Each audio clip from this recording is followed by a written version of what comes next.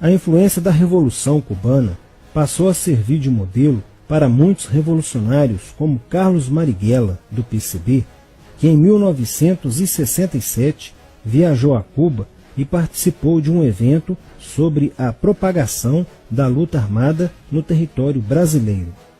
De volta ao Brasil, em setembro de 1967, Marighella criou a Ação Libertadora Nacional, ALN, e começou a recrutar jovens brasileiros entre os estudantes que, depois de preparados ideologicamente, foram enviados a Cuba.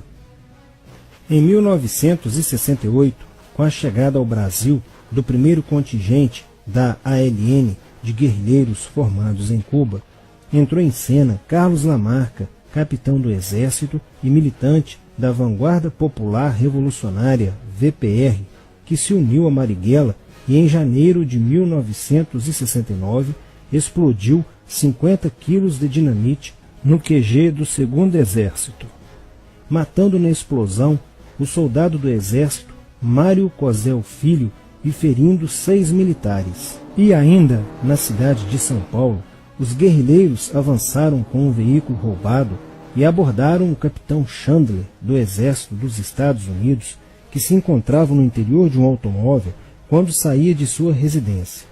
Chandler foi morto por uma rajada de metralhadora em frente da esposa e do filho de 9 anos. Em desafio à nova medida do governo de proteção à sociedade, Carlos Marighella, em 1969, lançou o seu mini-manual do guerrilheiro urbano. Neste mesmo ano, só no Rio de Janeiro, a ALN, para aumentar os seus recursos financeiros, praticou 30 assaltos, sendo a maioria deles contra as agências bancárias. E ainda, em 1969, a ALN, juntamente com o movimento revolucionário 8 de outubro, o MR8, sequestrou o embaixador dos Estados Unidos, Charles Burke. O sequestro foi sugerido pelo guerrilheiro Franklin Martins. Os religiosos entregaram o ponto de contato de Carlos Marighella, na cidade de São Paulo.